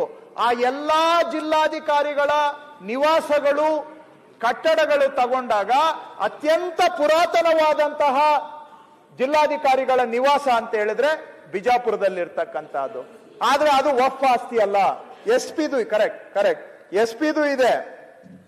ಪೊಲೀಸ್ ವರಿಷ್ಠಾಧಿಕಾರಿಯವರ ಮನೆನೇ ವಫ್ ಅಂತ ಮಾಡಿದ್ರು. ಆದ್ರೆ ಪೊಲೀಸ್ ವರಿಷ್ಠಾಧಿಕಾರಿಯವರ ಮನೆ ಎಸ್ಪಿದು ಚೀನಿ ಮಹಲ್ ನಲ್ಲಿದೆ. ಎಸ್ಪಿದು ಚೀನಿ ಮಹಲ್ ನಲ್ಲಿದೆ, ಡಿಸಿ ಅವ್ರದ್ದು ಅದಾಲತ್ ಮೆಹಲ್ ಅಂತಿದೆ. ಇವೆರಡೂ ಬಹುಶಃ 300-400 ವರ್ಷ ಹಳೆ ಕಟ್ಟಡ. ನಾನು ನೆಕ್ಸ್ಟ್ ಆ ಬಿಲ್ಡಿಂಗ್ ನೋಡಕ್ಕೆ ಬಿಜಾಪುರಕ್ಕೆ ಹೋಗ್ಬೇಕು ಅಂತ ಒಂದು 6 ತಿಂಗಳಿಂದ ಮನ್ಸಲ್ಲಿ ಅನ್ಕೊಂಡಿದ್ದೀನಿ. ಇನ್ನೂ ಟೈಮ್ ಸಿಕ್ಕಿಲ್ಲ ಅದನ್ನ ನೋಡೋದಿಕ್ಕೇನೆ. ಆದ್ರೆ ಇವಕ್ಕೂ ವಫ್ಗೂ ಸಂಬಂಧ ಇಲ್ಲ. ವಫ್ನವ್ರು ಇದು ನಮ್ಮದು ಅಂತ ಕೇಳೇ ಇಲ್ಲ. ಸಂಬಂಧನೇ ಇಲ್ಲ. ಆದ್ರೆ ಪೂರಿ ಜಗನ್ನಾಥ ಬುದ್ಧಿಸ್ಟ್ ಟೆಂಪಲ್ಗಳಿವೆಲ್ಲ ಅದಕ್ಕೆ ಸರ್ವೆ ಮಾಡಿಸ್ಕೊಡಿ. ಜಿಲ್ಲಾಸ್ಪತ್ರೆನೂ ವಫ್ ಆಸ್ತಿ ಅಂತ ಸೃಷ್ಟಿ ಮಾಡಿದ್ದಾರೆ. ಆದ್ರೆ ಜಿಲ್ಲಾಸ್ಪತ್ರೆ ವಫ್ ಆಸ್ತಿ ಅಲ್ಲ. ಜಿಲ್ಲಾಸ್ಪತ್ರೆ ಕಾಂಪೌಂಡ್ ನಲ್ಲಿ ಏನಾಗಿದೆ, 400 ವರ್ಷದ ಹಳೆಯ ಗೋರಿಗಳಿದಾವೆ, ಪುರಾತನ ಕಟ್ಟಡಗಳಿದ್ದಾವೆ ಅಷ್ಟೇ ಬಿಟ್ರೆ ಅದು ಸಂರಕ್ಷಣೆ ಮಾಡುವಂತ ವಿಷಯ ಅಲ್ಲಿದೆ ಬಿಟ್ರೆ ಅಲ್ಲಿ ಯಾವುದೂ ಕೂಡ ವಫ್ ಆಸ್ತಿ ಇಲ್ಲ. ಹೀಗೆ ಹೇಳ್ತಾ ಹೋದ್ರೆ ಪ್ರತಿಯೊಂದಕ್ಕೂ ಉತ್ತರ ಇದೆ ಮಾನ್ಯ ಅಧ್ಯಕ್ಷರೇ. ಆದ್ರೆ ಇವೆಲ್ಲ ಬರೀ ಸುಳ್ಳು ಕಥೆಗಳಿಂದ ಕೂಡಿರ್ತಕ್ಕಂಥದ್ದು. ವನವಾಡದ್ದು ಆಗ್ಲೇ ನಾನು ಹೇಳಿದೆ, ಮಾನ್ಯ MB ಪಾಟೀಲ್ರು ಕೂಡ 100 ಬಾರಿ ಹೇಳಿದ್ದಾರೆ. ವನವಾಡದಲ್ಲಿರೋದು ಬರೀ 11.08 ಏಕರ್ಸ್ ಮಾತ್ರ ವಫ್ ಆಸ್ತಿ. ಆದ್ರೆ ಇವ್ರು ಯಾವ ತರ ಜನಕ್ಕೆ ಸುಳ್ಳು ಹೇಳಿ ಕನ್ವಿನ್ಸ್ ಮಾಡ್ತಾರೆ ಅಂದ್ರೆ ಏನೋ ಇದು ಎಲ್ಲ ವಫ್ ಅನ್ನೋ ತರ ಅವ್ರಿಗೆ ಜನಗಳಿಗೆ ಗೊಂದಲವನ್ನ ಸೃಷ್ಟಿ ಮಾಡ್ತಕ್ಕಂಥದ್ದು ನಡೀತಾ ಇದೆ. ಇನ್ನೊಂದು ಸೃಷ್ಟಿ ಮಾಡಿದ್ರು ಅಧ್ಯಕ್ಷರೇ, ಏನಂತ, ಈ ಹಾವೇರಿಯಲ್ಲಿ 2022ರಲ್ಲಿ ಒಬ್ಬ ರೈತ ಆತ್ಮಹತ್ಯೆ ಮಾಡಿಕೊಂಡ. ಅವ್ರ ಹೆಸರು ಚನ್ನಪ್ಪ ರುದ್ರಪ್ಪ ಬಾಳಿಕಾಯಿ. ಅವರ ಪುತ್ರ ರುದ್ರಪ್ಪ ಎಂಬ ರೈತರು ಹಾವೇರಿ ಜಿಲ್ಲೆಯಲ್ಲಿ ಆತ್ಮಹತ್ಯೆ ಮಾಡಿಕೊಂಡ್ರು. ಈ ಆತ್ಮಹತ್ಯೆ ದುರ್ಘಟನೆ ನಡೆದಿದ್ದು 2022ರಲ್ಲಿ. ಆ 2022ರಲ್ಲಿ ಅವ್ರದ್ದು ಆ ರೈತರ ಆತ್ಮಹತ್ಯೆ ಪ್ರಕರಣ ಆಗಿದ್ರಿಂದ ಆವತ್ತು ಇದು ಮಾಜರ್ ಆಗಿದೆ. ಮಾಜರ್ ವರದಿ ಕೂಡ ನಾನು ಇಲ್ಲಿದೆ, ಬೇಕಾದ್ರೆ ನಾನು ಸದನಕ್ಕೆ ಮಂಡಿಸ್ತೇನೆ. ಈ ಮಾಜರ್ ವರದಿಯಲ್ಲಿ ಸ್ಪಷ್ಟವಾಗಿ ಬರೆದಿದ್ದಾರೆ, ಇವರು ಬ್ಯಾಂಕಲ್ಲಿ ಸಾಲ ತೆಗೆದುಕೊಂಡು ಸಾಲದ ಬಾಧೆಯಿಂದ ಇವರು ಆತ್ಮಹತ್ಯೆ ಮಾಡ್ಕೊಂಡಿದ್ದಾರೆ ಅನ್ನೋದು ಮಾಜರ್ ರಿಪೋರ್ಟ್ ಅಲ್ಲಿ ಬಂದಿದೆ. ಅಷ್ಟೇ ಅಲ್ಲ, ಚನ್ನಪ್ಪ ಬಾಳಿಕಾಯಿ ಅವರು ಹೇಳಿದಂತ ಹೇಳಿಕೆ ಸೈನ್ ಹಾಕಿರೋ ಕಾಪಿ ಕೂಡ ಇಲ್ಲಿದೆ. ಇದರಲ್ಲಿ ಅವರೇ ಹೇಳ್ತಾರೆ, ಓದ್ಬಿಡ್ತೇನೆ ಅಧ್ಯಕ್ಷರೇ, ಯಾಕಂದ್ರೆ ಸ್ವಲ್ಪ ಮಾಹಿತಿ ಕರೆಕ್ಟ್ ಇರ್ಲಿ ಅಂತ. ಇವನು ಮಾಡಿದ ಸಾಲವನ್ನು ತೀರಿಸಲಾಗದೆ ಅವನ ಮನಸ್ಸಿಗೆ ಹಚ್ಚಿಕೊಂಡು ಜಿಗುಪ್ಸೆಗೊಂಡು ಈ ದಿನಾಂಕ 6/1/2022ರಂದು ಮುಂಜಾನೆ 11 ಗಂಟೆ ಮತ್ತು ಮಧ್ಯಾಹ್ನ 3 ಗಂಟೆಯ ನಡುವಿನ ಅವಧಿಯಲ್ಲಿ ನನ್ನ ಜಮೀನಿನಲ್ಲಿ ಯಾವುದೋ ವಿಷಕಾರಿಕ ಔಷಧಿ ಸೇವಿಸಿ ಮೃತಪಟ್ಟಿದ್ದು ಇರುತ್ತದೆ. ನನ್ನ ಮಗನ ಮರಣದಲ್ಲಿ ಯಾವುದೇ ಸಂಶಯ ಹಾಗೂ ಯಾರ ಮೇಲೂ ಕೂಡ ವಗೈರೆ ಇರುವುದಿಲ್ಲ. ಸಾಲದ ಬಾಧೆಯಿಂದ ಆತ್ಮಹತ್ಯೆ ಮಾಡಿಕೊಂಡಿದ್ದಾನೆ. ಇದಾಗಿದ್ದು ಯಾವಾಗ? 6 ಜನವರಿ 2022. ಮೊನ್ನೆ ಇದು ವಫ್ದು ಶುರುವಾದ್ಮೇಲೆ ತಂದಿಟ್ಬಿಟ್ರು, ಇವನು ಆತ್ಮಹತ್ಯೆ ಮಾಡಿಕೊಂಡಿದ್ದು ವಫ್ ಸಮಸ್ಯೆಯಿಂದ. ಇದು ಅವ್ರ ತಂದೆ ಸೈನ್ ಮಾಡಿರುವಂತ ಅವರ ಹೇಳಿಕೆ. ಮಾಜರ್ ರಿಪೋರ್ಟ್ ಇದೆ, ಎಲ್ಲೂ ಇಲ್ಲ ಇದರಲ್ಲಿ ವಫ್ಗೂ ಅವನ ಆತ್ಮಹತ್ಯೆಗೂ ಸಂಬಂಧ ಇಲ್ಲ. ಆತ್ಮಹತ್ಯೆ ದುರ್ಘಟನೆ ಆಗ್ಬಾರ್ದಾಗಿತ್ತು, ಆದ್ರೆ ಅಂತ ಆತ್ಮಹತ್ಯೆಯಲ್ಲೂ ರಾಜಕೀಯ ಮಾಡ್ತಾರೆ ಅಂತ ಹೇಳಿದ್ರೆ ಮನುಷ್ಯತ್ವ ಅನ್ನೋದು ಎಲ್ಲಾದ್ರೂ ದೂರಕ್ಕೆ ಇದೆಯಾ? ಕೊಟ್ಟಾಗಿದೆ ಸರ್, ಕೊಟ್ಟಾಗಿದೆ ಅವರಿಗೆ ಪರಿಹಾರ. ಮೈ ಪಾಯಿಂಟ್ ಇಸ್ ನಾಟ್ ಪರಿಹಾರ. ನಾನು ಏನ್ ಹೇಳ್ತಾ ಇದ್ದೇನೆ, ಎಲ್ಲಿ ದೂರಕ್ಕೂ ವಫ್ಗೆ ಸಂಬಂಧ ಇಲ್ಲ. ಅವನ ಆಸ್ತಿಯನ್ನ ವಫ್ ಮಾಡ್ಬಿಟ್ರು, ಅದಕ್ಕೆ ಹೋಗಿ ಆತ್ಮಹತ್ಯೆ ಮಾಡ್ಕೊ. ಅವನು ಹೋಗಿ ಯಾವ್ದು ಬ್ಯಾಂಕ್ ಅಂತಾನು ಇಲ್ಲಿದೆ, ಮೋಸ್ಟ್ಲಿ ಬ್ಯಾಂಕ್ ಆಫ್ ಇಂಡಿಯಾದಲ್ಲೋ ಎಲ್ಲೋ ಸಾಲ ತಗೊಂಡಿದ್ದ, ಅದರಿಂದ ಆತ್ಮಹತ್ಯೆ ಮಾಡ್ಕೊಂಡಿದ್ದು.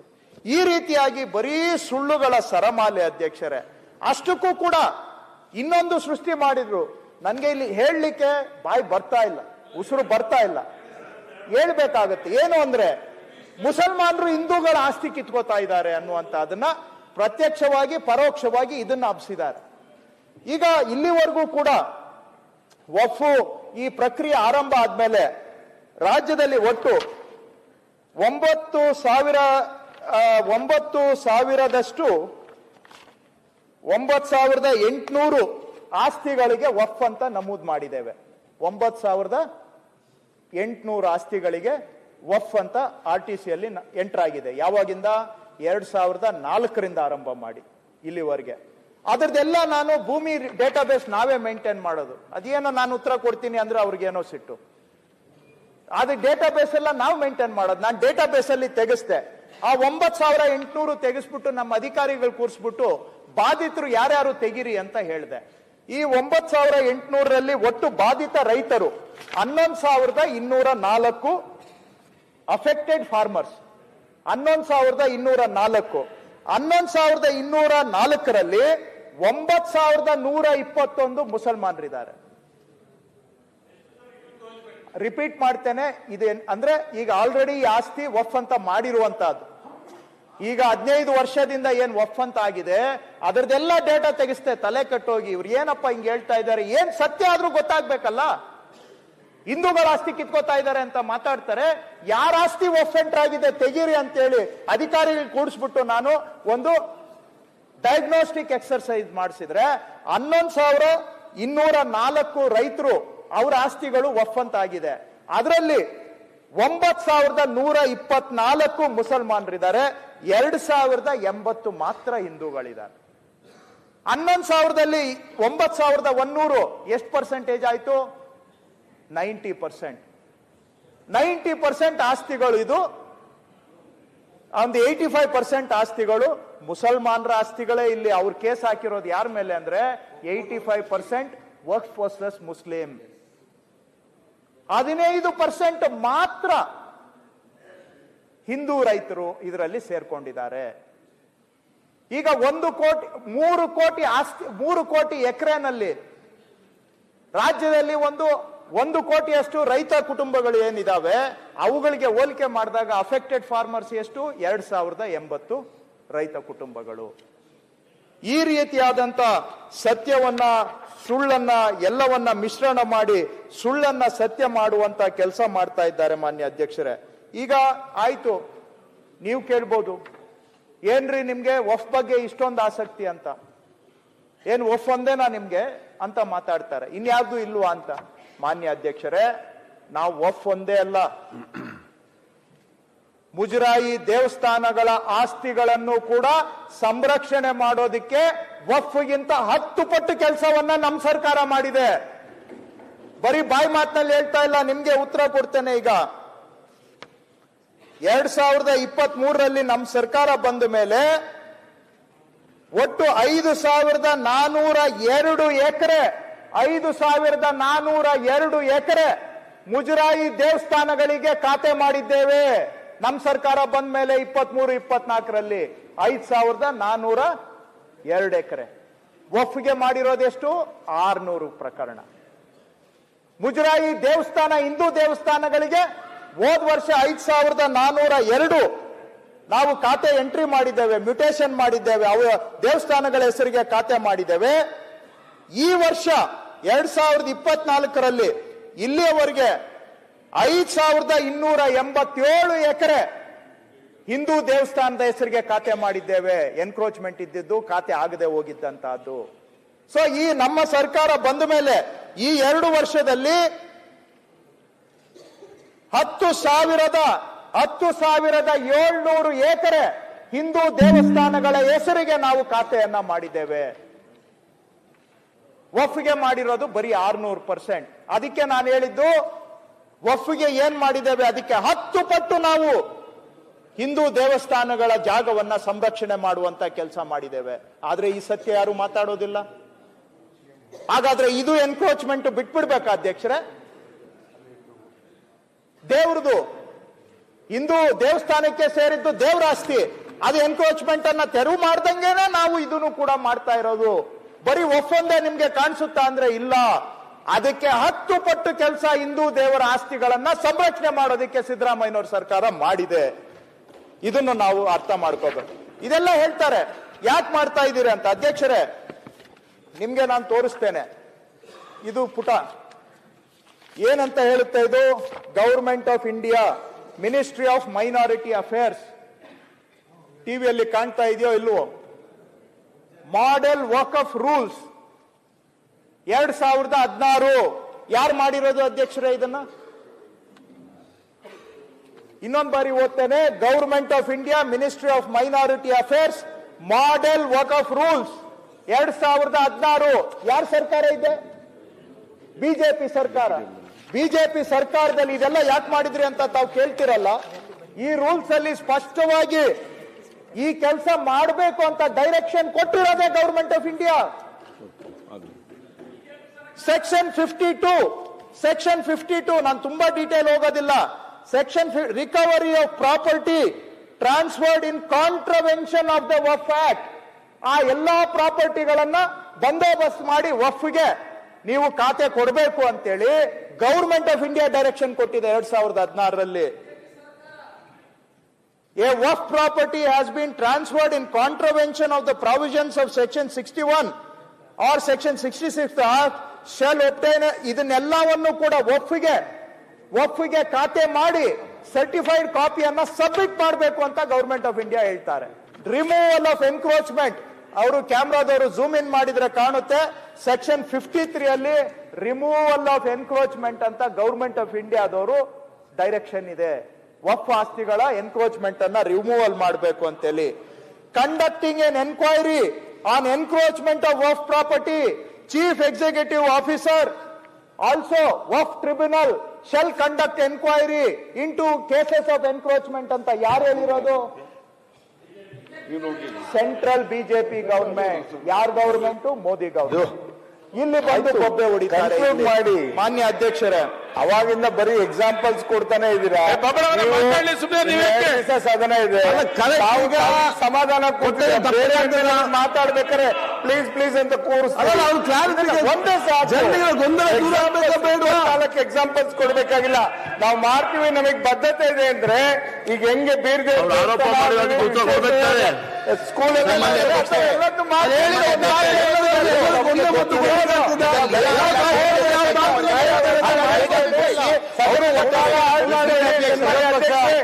ಒಂದೇ ಎಕ್ಸಾಂಪಲ್ ಸಾಕು.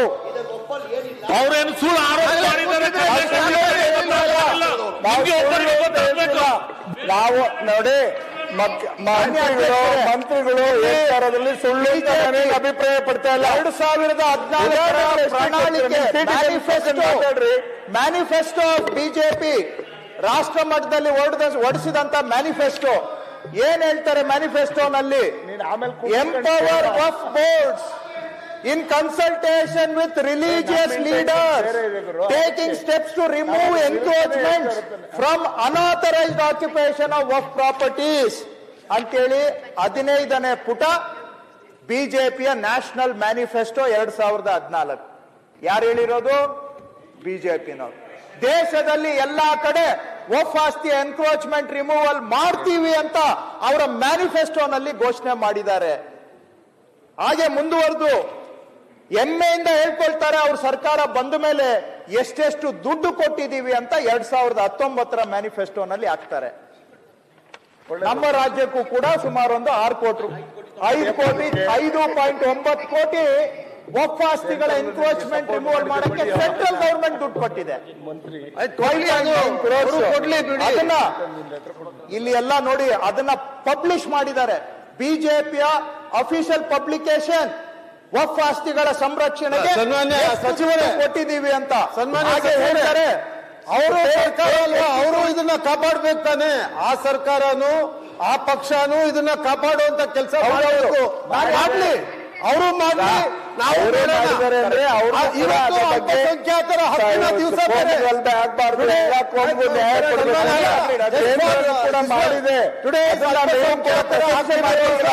ಸ್ವಲ್ಪ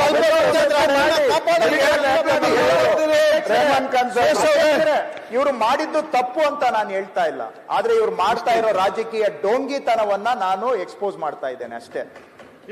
ಮಾಡಿದ ತಪ್ಪು ಅಂತ ನಾನು ಹೇಳ್ತಾ ಇಲ್ಲ, ಅದು ನನ್ನ ಉದ್ದೇಶ ಅಲ್ಲ. ದಯವಿಟ್ಟು ಯಾರು ಆ ರೀತಿ ಗ್ರಹಿಸಬಾರದು.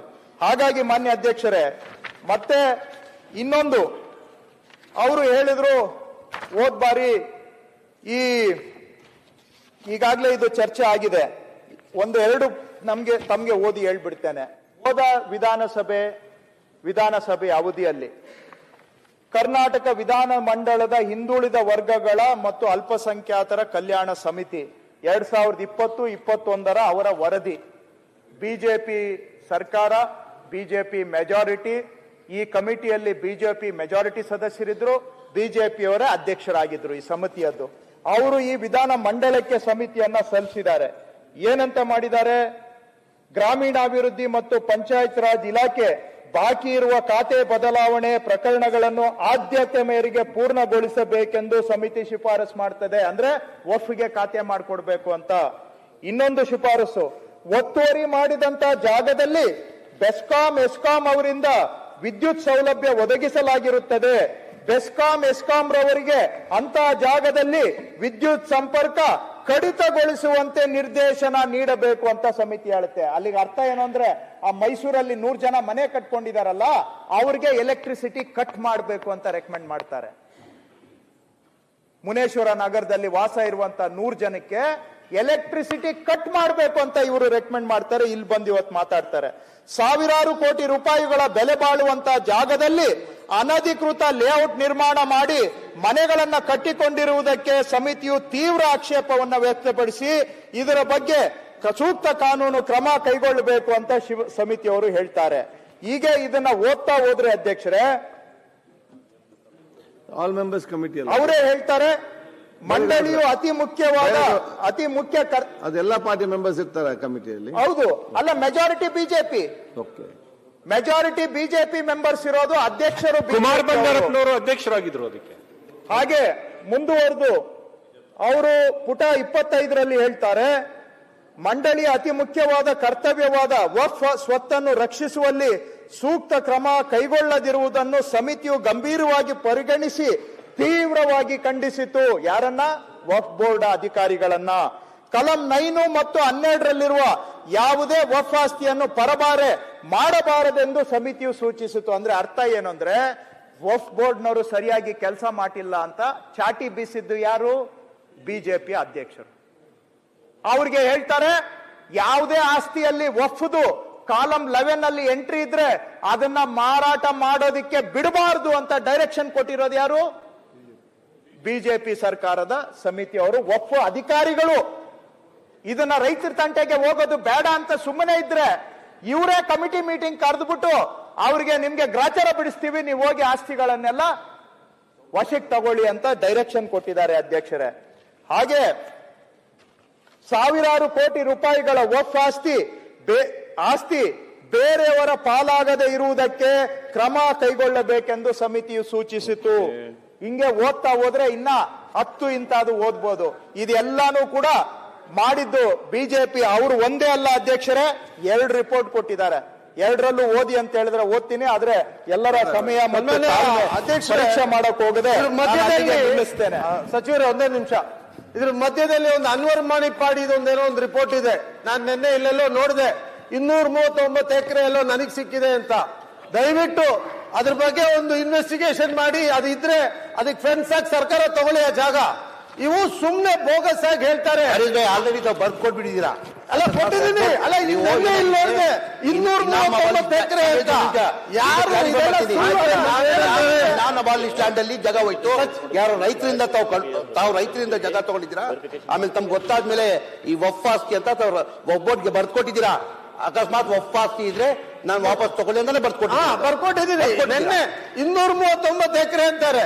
ಅವಾಗ ಅದನ್ನ ಬಿಡ್ತಾ ಇರ್ತಾರಲ್ಲ, ಅದನ್ನ ಒಂದ್ ಕಡೆ ಎಲ್ಲ ಸ್ಟಡಿ ಮಾಡಿ ಕ್ಲೋಸ್ ಮಾಡಿ, ಅದು ಆ ರಿಪೋರ್ಟ್ ಮಾಡ್ಲಿಕ್ಕೆ ಯಾರು ಅಧಿಕಾರ ಕೊಟ್ಟಿದ್ದಾರೆ, ಯಾವ ಸರ್ಕಾರದ ಏನು ಲೀಗಲ್ ರೈಟ್ಸ್ ಇದೆ, ಯಾವ ತರ ಆ ರಿಪೋರ್ಟ್ ಅನ್ನ ಮಾಡಿದ್ದಾರೆ ಅಂತೇಳಿ ಒಂದು ಇನ್ವೆಸ್ಟಿಗೇಷನ್ ಮಾಡಿ. ಅಟ್ಲೀಸ್ಟ್ ರಿಪೋರ್ಟ್ ಮಾಡುವಾಗ ಎಲ್ಲರ ಹತ್ರ ಕೇಳ್ಬೇಕಲ್ವಾ?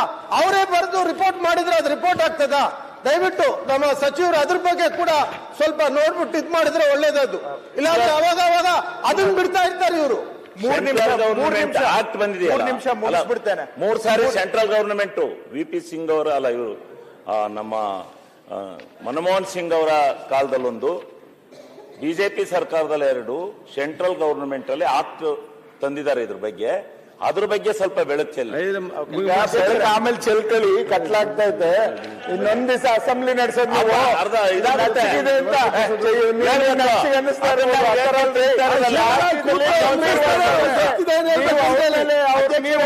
ಮೂರು ನಿಮಿಷ ಸುರೇಶ್ 3-4 ನಿಮಿಷ ಸಹಕಾರ ಸದಸ್ಯರಲ್ಲಿ ಕೇಳ್ತಾರೆ. ಆಯ್ತು, ಅವರೇ ಮಾತು ಗಡ್ಬಿಡಿ ಮಾಡಿ ಸಭಾಧ್ಯಕ್ಷೆ ಮಾತಾಡಿ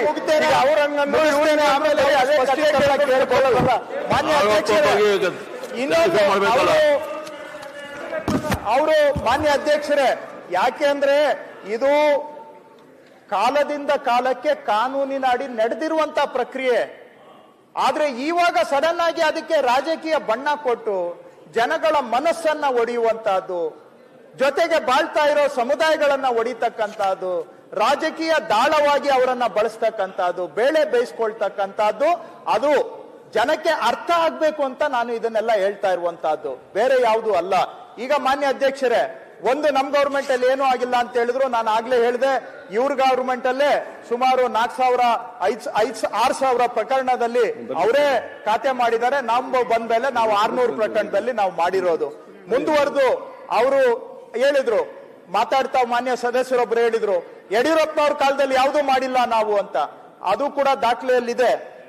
4/1/2010 4/1/2010 ರಾಜ್ಯದಲ್ಲಿ ಯಾರು ಮುಖ್ಯಮಂತ್ರಿಗಳಾಗಿದ್ರು ಅಧ್ಯಕ್ಷರೇ? ಯಡಿಯೂರಪ್ಪನವರು. ಅವ್ರ ಕಾಲದಲ್ಲಿ ಇಲ್ಲಿ ಹೊರಡಿಸಿರುವಂತ ಆದೇಶ, ನಾನು ಒಂದೇ ಒಂದು ಪೋರ್ಷನ್ ಇದರಲ್ಲಿ ಹೋಗ್ತೇನೆ. ವಕ್ಫ್ ಆಸ್ತಿಗಳನ್ನು ಸಾರ್ವಜನಿಕ ಆವರಣಗಳೆಂಬುದಾಗಿ ಘೋಷಿಸಲಾಗಿದೆ. ಕಂದಾಯ ದಾಖಲೆಗಳಲ್ಲಿ ನಮೂದುಗಳನ್ನು ಸೇರಿಸುವ ಮತ್ತು ಬದಲಾಯಿಸುವ ಮೂಲಕ ಸಂಬಂಧಪಟ್ಟ ವಕ್ಫ್ ಸಂಸ್ಥೆಯ ಹೆಸರಿನಲ್ಲಿ ರಾಜ್ಯದಲ್ಲಿರುವ ವಕ್ಫ್ ಭೂಮಿಗಳಿಗೆ ಸಂಬಂಧಿಸಿದ ಕಂದಾಯ ದಾಖಲೆಗಳನ್ನು ಇಂದಿನವರೆಗೆ ಕ್ರಮಗೊಳಿಸುವಂತೆ ಸರ್ಕಾರದಿಂದ ಉಲ್ಲೇಖ ಸುತ್ತೋಲೆಯಲ್ಲಿ ಸೂಚನೆ ನೀಡಲಾಗಿದೆ. ಇವತ್ತಿನ ಸಂದರ್ಭದಲ್ಲಿ ಈ ವಕ್ಫ್ ಆಸ್ತಿಗಳ ಹೆಸರನ್ನ, ಈ ಆಸ್ತಿಗಳ ಹೆಸರನ್ನ ವಕ್ಫ್ಗೆ ನಾಮ ಬದಲಾಯಿಸಬೇಕು ಅಂತೇಳಿ 4/1/2010 ಚೀಫ್ ಸೆಕ್ರೆಟರಿ ಅವರು ಆವತ್ತಿನ ರೆವಿನ್ಯೂ ಸೆಕ್ರೆಟರಿ ಕೊಟ್ಟಿರ್ತಕ್ಕಂಥ ಡೈರೆಕ್ಷನ್. ರೆವಿನ್ಯೂ ಸೆಕ್ರೆಟರಿ ಕೊಟ್ಟಿದ್ದು ಸಾಲಿಲ್ಲ ಅಂತೇಳಿ ಅದಾದ್ಮೇಲೆ 29/5/2010 ಆವತ್ತಿನ ಮುಖ್ಯ ಕಾರ್ಯದರ್ಶಿಗಳು ಮಾನ್ಯ ಮುಖ್ಯಮಂತ್ರಿಗಳ ನಿರ್ದೇಶನದ ಮೇಲೆ ಅವರ ಮುಖ್ಯ ಕಾರ್ಯದರ್ಶಿ ವರ್ಡ್ ಅಂದ್ರೆ ಅಧಿಕಾರಿಗಳಿಗೆ ಫೈನಲ್, ಹೌದಲ್ವಾ ಅಧ್ಯಕ್ಷರೇ? ಅವರು ಒಂದು ಪತ್ರ ಬರೆದಿದ್ದಾರೆ, ಸುತ್ತೋಲೆಯನ್ನ ಕಳಿಸಿದ್ದಾರೆ.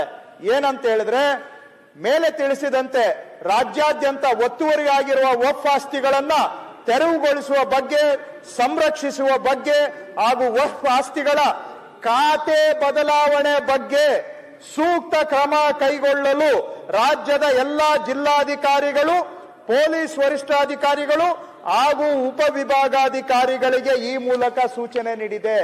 ಯಾವತ್ತು? 29/5/2010. ಯಾರು ಮುಖ್ಯಮಂತ್ರಿಗಳು? ಬಿಜೆಪಿಯ ಯಡಿಯೂರಪ್ಪನವರು. ಈ ಸರ್ಕ್ಯುಲರ್ ಕೊಟ್ಟಿರೋದು ಯಾರು? Chief secretary. ಈ ತರ ಇವರೇ ಈ ಕೆಲಸ ಮಾಡಿದ್ದಾರೆ. ಕೊನೆಗೆ ತಮ್ಗೆ ಹೇಳೋದು ಮಾನ್ಯ ಅಧ್ಯಕ್ಷರೇ, ನಮ್ ಜಮೀರಣ್ಣ ಅವರಾಗ್ಲೇ ಹೇಳಿದ್ರು, ಇತ್ತೀಚೆಗೆ ಮುಖ್ಯಮಂತ್ರಿಗಳಾಗಿ ನಮ್ಮ ರಾಜ್ಯವನ್ನ ಆಡಳಿತ ನಡೆಸಿದಂತ ಅವರು ಮಾನ್ಯ ಶ್ರೀಯುತ ಬಸವರಾಜ ಬೊಮ್ಮಾಯಿ ಅವ್ರು ಏನ್ ಹೇಳಿದ್ದಾರೆ ಅಂತಾನು ನಿಮ್ ಗಮನಕ್ಕೆ ತಂದ್ಬಿಡ್ತೇನೆ. ಎಲ್ಲ ಸತ್ಯ ಗೊತ್ತಾಗ್ಬೇಕು ಯಾರ್ಯಾರ್ದು ಏನೇನು ಅಂತ. ಅವರು ಉರ್ದು ಅಲ್ಲಿ ಭಾಷಣ ಮಾಡಿದ್ದಾರೆ, ಕನ್ನಡಕ್ಕೆ ತರ್ಜುಮೆ ಮಾಡಿಸಿ ಹೇಳ್ತಾ ಇದ್ದಾನೆ. ಅವರ ಉರ್ದು ನನ್ಗೂ ಬರೋದಿಲ್ಲ, ಅಷ್ಟು ಚೆನ್ನಾಗಿ ಉರ್ದು ಮಾತಾಡ್ತಾರೆ. ಅವರಲ್ಲಿ ಅವ್ರ ಕ್ಷೇತ್ರದಲ್ಲಿ ಜನಗಳನ್ನ ಉರ್ದು ಮಾತಾಡಿನೇ ಅವ್ರನ್ನ ಮ್ಯಾನೇಜ್ ಮಾಡ್ತಾರೆ. ಅವರು ಭಾಷಣದ ಪ್ರತಿ ಇವತ್ತು ಇದನ್ನ ನಾನು ತರ್ಜುಮೆ ಮಾಡಿಸಿದ್ದೇನೆ. ಉರ್ದು ಅಲ್ಲಿ ಮಾತಾಡಿರೋದು ನಾನು ಕನ್ನಡದಲ್ಲಿ ಹೇಳ್ತಾ ಇದ್ದೇನೆ. ಇಲ್ಲಿ ವಕ್ಫ್ ಸಮಿತಿಗಳ ಅಧ್ಯಕ್ಷರುಗಳು ಇದ್ದಾರೆ. ವಕ್ಫ್ ಆಸ್ತಿ ಕಾಪಾಡುವುದು ನಿಮ್ಮ ಕರ್ತವ್ಯ. ನೀವು ಇದಕ್ಕೆ ರಾಜಿ ಆಗಬಾರದು. ನೀವೇನಾದ್ರೂ ರಾಜಿ ಆದರೆ ಅಲ್ಲಾನೇ ನಿಮ್ಮನ್ನ ನೋಡ್ಕೊಳ್ತಾನೆ. ವಕ್ಫ್ ಆಸ್ತಿ ಲೂಟಿ ಆಗುವುದನ್ನು ನೀವು ನೋಡಿ ಕಣ್ಣು ಮುಚ್ಚಿ ಕುಳಿತುಕೊಂಡರೆ ಲೂಟಿ ಕೋರರಿಗಿಂತ ನೀವು ಹೆಚ್ಚು ಅಪರಾಧಿಗಳಾಗುತ್ತೀರಿ. ನೀವು ಬಹಳ ಅದೃಷ್ಟವಂತರು, ಏಕೆಂದರೆ ಅಲ್ಲಾನ ಆಸ್ತಿ ರಕ್ಷಣೆ ಮಾಡುವ ಅವಕಾಶ ನಿಮಗೆ ಸಿಕ್ಕಿದೆ. ಅದನ್ನು ಕಳೆದುಕೊಳ್ಳಬೇಡಿ. ಮುಂದುವರೆದು, ಏಕೆಂದರೆ ಈ ಹಿಂದೆ ಬಸವರಾಜ ಬೊಮ್ಮಾಯಿ ಸಾಹೇಬರು ಆತ್ಮೀಯರು, ಮಾಜಿ ಮುಖ್ಯಮಂತ್ರಿಗಳು ಬಸವರಾಜ ಬೊಮ್ಮಾಯಿ ಸಾಹೇಬರು, ಏಕೆಂದರೆ ಈ ಹಿಂದೆ ಸುಮಾರು 2,000 ಕೋಟಿಗಳ ಮೌಲ್ಯಕ್ಕಿಂತ ಹೆಚ್ಚಿನ ವಕ್ಫ್ ಆಸ್ತಿ ಖಾಸಗಿಯವರ ಹೆಸರಿಗೆ ವರ್ಗಾವಣೆ ಆಗಿದ್ದಿರುತ್ತದೆ. ಎಕರೆಗಳಷ್ಟು ಜಮೀನು ತಮ್ಮ ಹೆಸರಾಗೆ ವರ್ಗಾವಣೆ ಮಾಡಿಕೊಂಡಿರುತ್ತಾರೆ. ಎಷ್ಟು ಅನ್ಯಾಯ ಇದು! ಎಷ್ಟು ಅನ್ಯಾಯ ಇದು! ಎಲ್ಲಿಯವರೆಗೆ ಪೂರ್ಣವಾಗಿ ಒಂದೊಂದು ಇಂಚು ವಕ್ಫ್ ಆಸ್ತಿ ವಾಪಸ್ ತೆಗೆದುಕೊಳ್ಳುವವರೆಗೆ ನೀವು ಸುಮ್ಮನೆ ಕೂಡಬೇಡಿ, ನಾನೂ ಸುಮ್ಮನೆ ಕೂಡುವುದಿಲ್ಲ.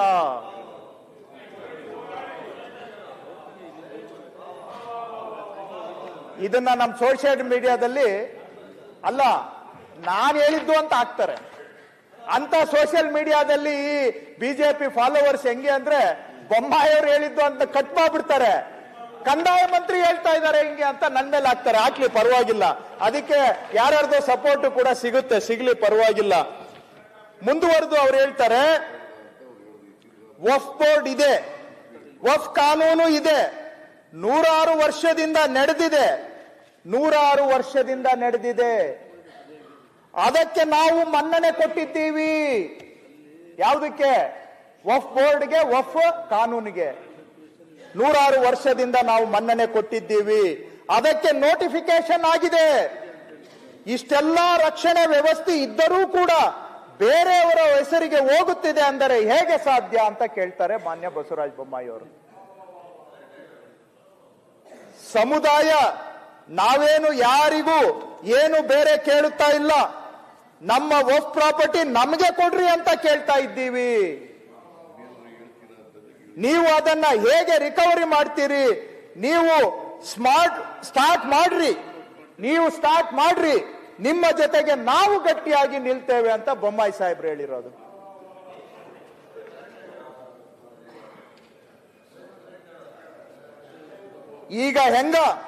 ಈಗ ಹೆಂಗ ನೆಲಮಂಗಲದಾಗ ಚಾಲು ಮಾಡಿವಿ, ಹಂಗ ಇಡೀ ರಾಜ್ಯದಲ್ಲಿ ಮಾಡ್ತೀವಿ ಅಂತ ಮಾನ್ಯ ಬೊಮ್ಮಾಯಿ ಸಾಹೇಬ್ರು ಹೇಳಿರೋದು. ಸೊ ಇಷ್ಟಕ್ಕೂ ಚಾಲನೆ ಕೊಟ್ಟವ್ರು ಯಾರು? ಹಾಗಾದ್ರೆ ಬಿಜೆಪಿ ಸರ್ಕಾರ, ಬೊಮ್ಮಾಯಿ ಸಾಹೇಬರು. ತಪ್ಪು ಮಾಡಿದ್ರು ಅಂತಾನು ನಾನು ಹೇಳ್ತಾ ಇಲ್ಲ. ಎಲ್ಲಿ ಎನ್ಕ್ರೋಚ್ಮೆಂಟ್ ಆಗಿದೆ ಅದನ್ನ ಬಿಡುಗಡೆ ಮಾಡಿಸುವಂತಹದ್ದು ಸರ್ಕಾರದ ಕರ್ತವ್ಯ. ಹಾಗಾಗಿ ರಾಜಕೀಯವಾಗಿ ಹಾಗಾಗಿ ಈಗ ಕೊನೆ ಭಾಗಕ್ಕೆ ಬರ್ತೇನೆ.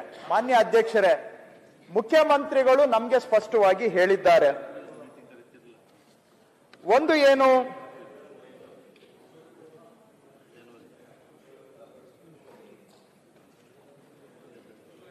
ಈಗ ಮಾನ್ಯ ಅಧ್ಯಕ್ಷರೇ, ಮಾನ್ಯ ಮುಖ್ಯಮಂತ್ರಿಗಳ ಅಧ್ಯಕ್ಷತೆಯಲ್ಲಿ ಚರ್ಚೆ ಆದಾಗ ವಫ್ ಸಚಿವರ ಸಲಹೆ, ಇದು ವಫ್ ಸಚಿವರ ಸಲಹೆ, ಜಮೀರಣ್ಣ ಅವರೇ ಹೇಳಿದ್ದು.